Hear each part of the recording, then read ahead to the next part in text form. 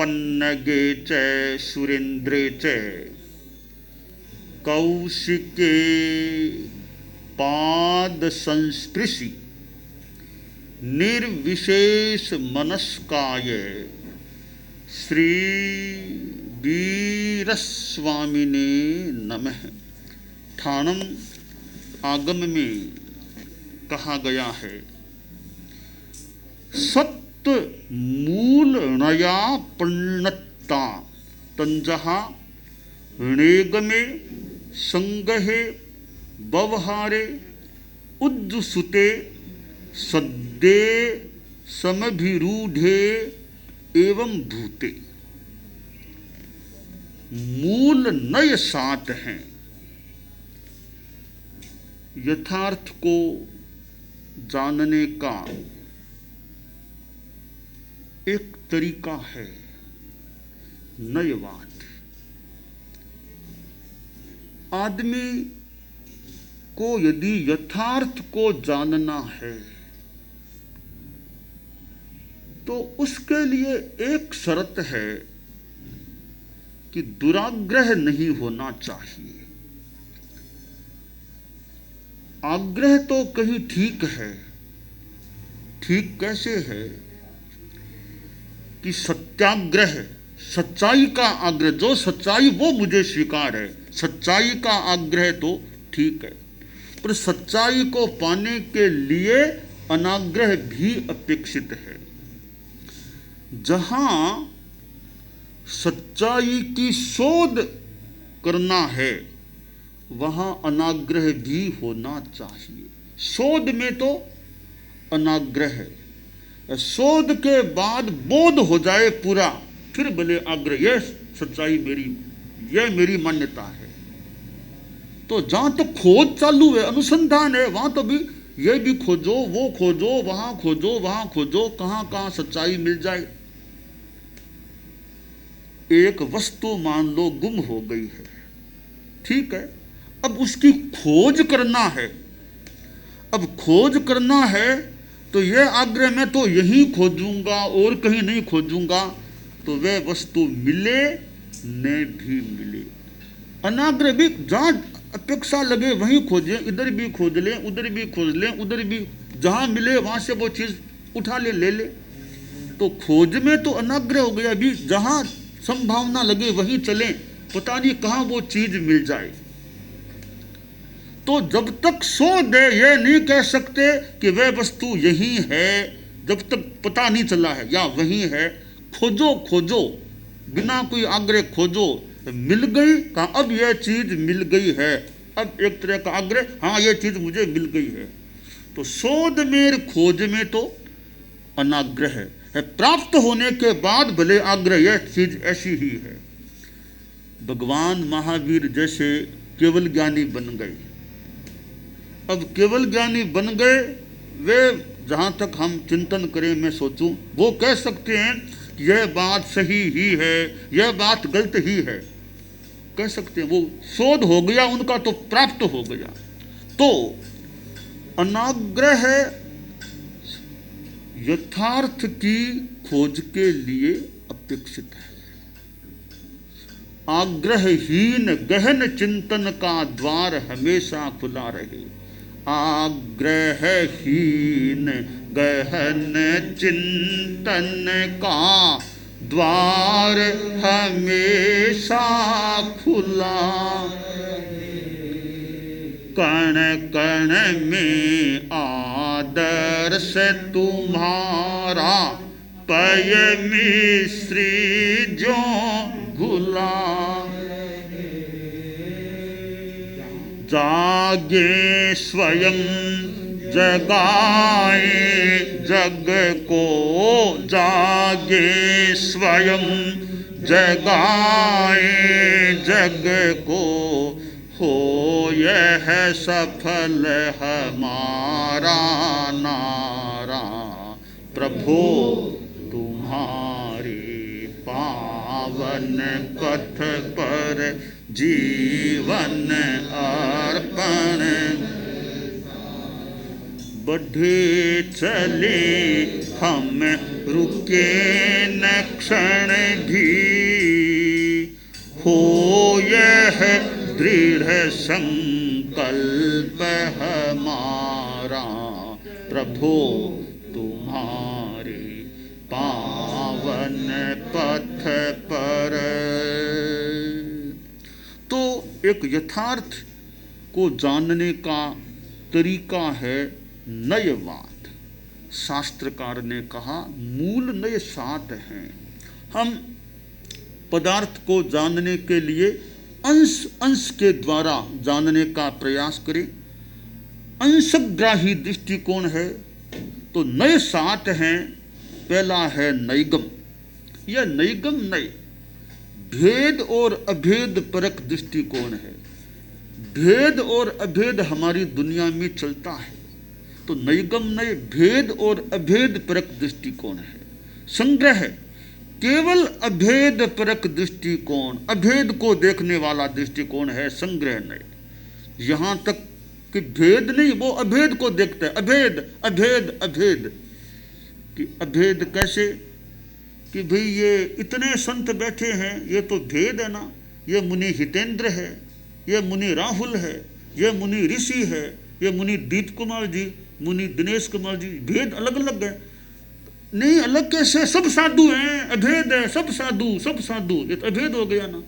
तो भेद में भी अभेद कि सब साधु हैं।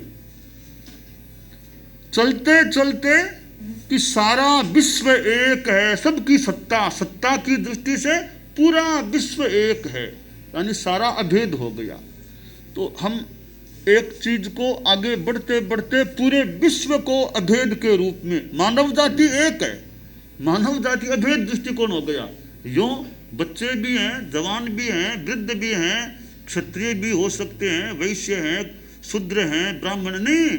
यह तो भेद हो गया। अभेद करो, सब मानव हैं, सब क्षत्रिय भी मानव है, वैश्य भी मानव है, ब्राह्मण भी मानव है, शूद्र भी मानव है।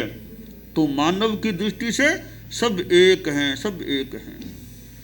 तो क्या ये गाय है, ये भैंस है, ये तो भेद है ना कि ये गाय ये भैंस के नहीं। ठीक है, हम कहेंगे अभेद वाले दोनों पशु हैं, दोनों एक हैं। गाय भी पशु है, दोनों में पशुत्व है। गाय भी पशु है और भैंस भी पशु है, दोनों में अभेद हो गया। कहता इनमें तो मान लो मानव तो अलग है ना, कि गाय भैंस तो मान लो दोनों ही पशुत्व वाले हैं, मानव तो अलग है कि नहीं। मानव को अलग मान लो भले, पर मानव भी अभेद है ना। कैसे है कि सब एक हैं। गाय भी पंचेंद्रिय है, भैंस भी पंचेंद्रिय है, मनुष्य भी, मानव भी पंचेंद्रिय। पंचेंद्रिय के नाते तीनों एक हो जाते हैं कि भाई ठीक है, मान लो मानव तो पंचेंद्रिय है, पर मक्खी मच्छर तो नहीं है ना पंचेंद्रिय, वो तो अलग हो गए ना। कि गाय भैंस मानव को एक मान लो, मान लिया ठीक है, पर मक्खी ये तो चतुरेंद्रिय है, तो अलग है। नहीं नहीं, सब प्राणी हैं, सब प्राणी हैं।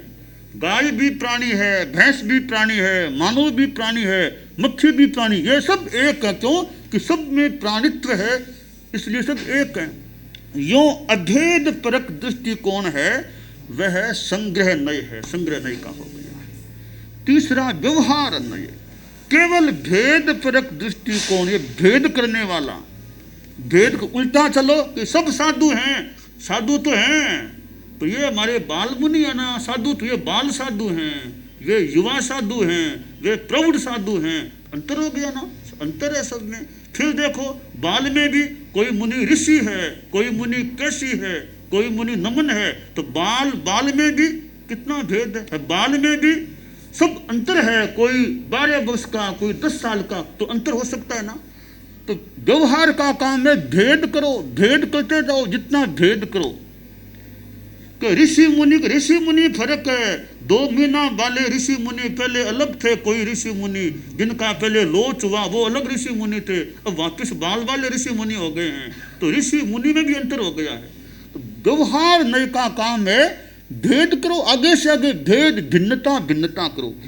ये भेद परक दृष्टिकोण है, वो व्यवहार नय है। ऋतु सूत्र नय, वर्तमान क्षण को ग्रहण करने वाला दृष्टिकोण। बस वर्तमान में सुख है, अतीत में क्या था छोड़ो, भविष्य में क्या छोड़ो, बस वर्तमान में क्या वो देख लो। मैं वर्तमान में सुखी हूँ, वर्तमान में सुख है मेरे में। यह वर्तमान क्षण को ग्रहण करने वाला दृष्टिकोण है, वो ऋजु सूत्र है। पांचवा नय है शब्द। रूढ़ि से होने वाली शब्द की प्रवृत्ति को बताने वाला दृष्टिकोण। पहले चार तो अलग अर्थ नए, तीन है शब्द नए। शब्दों के संदर्भ में यह बात है कि शब्द है परंतु लिंग वचन से अंतर पड़ जाता है, अर्थ में अंतर लिंग वचन से। कि जैसे एक ने कहा वो पहाड़ी है, वो पहाड़ है, तो पहाड़ और पहाड़ी में अंतर है। नद है, यह नदी है, यह स्तुति है, यह स्तोत्र है, यह लिंग से अंतर हो गया। कि वचन से भी अंतर है। यह मनुष्य है, ये मनुष्य हैं। यह मनुष्य शब्द है एक वाक्य में केवल एक मनुष्य को बताने वाला। ये मनुष्य हैं, यहां मनुष्य वो बहुत अनेकों को बताने वाला। तो शब्द का भी ऐसे फर्क पड़ जाता है लिंग वचन आदि से। छठा नय है समभिरूढ़। व्युत्पत्ति से होने वाली शब्द की प्रवृत्ति को बताने वाला दृष्टिकोण है। समभिरूढ़ नय कहता है कोई भी शब्द किसी का भी पर्यायवाची नहीं होता, सब अपना अपना अर्थ करने वाला है। कोई किसी का पर्यायवाची नहीं। जो पर्यायवाची कहलाते हैं उनमें भी व्युत्पत्ति के हिसाब से अंतर हो सकता है। यह घट है, यह कुट है। घट और कुट वैसे एकार्थक भी हैं, पर्यायवाची, पर यह नहीं कहता है समभिरूढ़ कोई पर्यायवाची नहीं। घट कौन सा है? जिसको माथे पर रखा जा सके वो घट है, और जो कुटिल है, कहीं चौड़ा कहीं संकड़ा, वो कुट है। तो एक शब्द है वो एक चीज का द्योतक है, दो शब्द आपस में एकार्थक नहीं, कोई किसी का पर्यायवाची नहीं, सिनोनिम नहीं। यह सिद्धांत है समभिरूढ़ नय का। सातवां नय है एवं भूत। एवं भूत इसी प्रकार वर्तमान प्रवृत्ति के अनुसार वाचक के प्रयोग को मान्य करने वाला दृष्टिकोण। यह भी शब्द की बहुत सूक्ष्मता में जाने वाला एक दृष्टिकोण है एवं भूत। कैसे कि देखो पर्यायवाची कोई किसी का नहीं, यह बात तो है ही, परंतु वर्तमान में प्रवृत्ति हो रही हो वही शब्द उसके लिए मान्य होगा। कैसे? हमारे साधु लोग बैठे हैं, साधु का एक नाम है भिक्षु। भिक्षु साधु का एक नाम आता है भिक्षु। तो भी इसको भिक्षु कहें तो हमारे अभी 5 साधु यहाँ इधर बैठे हैं, उधर मुख्य मुनि हैं, साध्वियाँ भी, साध्वी बरियादी हैं, तो ये साधु बैठे हैं, इनको भिक्षु कह दें तो ना ना गलत है। इन साधुओं को भिक्षु कहना गलत है। क्यों? कि भिक्षु कहाँ है? ये तो भी श्रावक है। यानी अगर सुन रहे हैं, ये श्रावक है भी, ये भिक्षु नहीं है। भिक्षु क्यों नहीं? भिक्षु कौन होगा? जब प्रवचन के बाद अगर गोचरी जाएंगे, भिक्षा लेंगे, उस समय ये भिक्षु होंगे। वर्तमान में तो श्रावक हैं, श्रोता हो सकते हैं तो, पर ये भिक्षु नहीं है भी। तो गोचरी के समय भिक्षु हैं, बाकी रात में भिक्षु नहीं है। ये दिन में गोचरी करें, भिक्षा लें, तब भिक्षु हैं। तो जिस समय वो काम करें तब वो शब्द उन पर लागू हो सकता है। कोई कहे कि ये तो अध्यापक आ गए, अरे अध्यापक नहीं है अभी, जब स्कूल में पढ़ा रहे थे तब अध्यापक थे, अब स्कूल में छुट्टी हो गई, घर आ गए, अब इनको अध्यापक नहीं कह सकते। अध्यापन करे उस समय अध्यापक हैं, पहले और बाद में अध्यापक नहीं। तो वकील साहब आ गए, अरे वकील साहब नहीं है, वो कोर्ट में जब बहस कर रहे थे तब वकील थे, अब घर में आ गए, खाना खा रहे हैं, तब तो भोजक हैं, नहीं कि वकील है। तो जिस समय प्रवृत्ति करे उस प्रवृत्ति के अनुसार वो शब्द उसके लिए काम लिया जाना तो ठीक है, पहले पीछे उसको काम लेना वो ठीक नहीं है। तो एवं भूत इतना गहराई में जाता है शब्द की कि वो प्रवृत्ति करे तभी उसका द्योतक शब्द काम में लेना सही है, ठीक है, बाकी वो शब्द काम में नहीं लेना चाहिए। तो ये दृष्टिकोण आदमी का यथार्थ परक हो कि हम बात को कैसे समझें, कौन सी बात किस भूमिका पर किस दृष्टिकोण से कही गई है, तो हमें आदमी का कहने वाले का दृष्टिकोण क्या है, अगर वहाँ तक समझ सके पहुँच सके तो हमें उस आदमी की बात को यथार्थ रूप में समझने का मौका मिल सकता है कि कहने का उसका दृष्टिकोण क्या, भूमिका क्या थी। अब जैसे मान लीजिए आदमी भोजन कर रहा है और संस्कृत में बोला सैंधव मानय, सैंधव मानय। अब सैंधव के दो अर्थ हैं। सैंधव का एक अर्थ है मान लो नमक, सेंधा नमक है, एक अर्थ है घोड़ा, मान लो घोड़ा। तो भोजन के समय का भी सैंधव मानय, सैंधव लाओ यानी नमक लाओ। वहां आदमी घोड़ा ला के खड़ा कर दे तो वो क्या करेगा घोड़े का, उसको तो खाना खाना है, खाने में नमक कम था, साग में का भी नमक लाओ तक नमक नमकीनता ठीक हो जाए। तो मंगाया सैंधव के नमक लाओ, सैंधव अब नमक लाना ठीक है, घोड़ा ला के खड़ा कर दिया तो घोड़े का वहाँ क्या करेगा।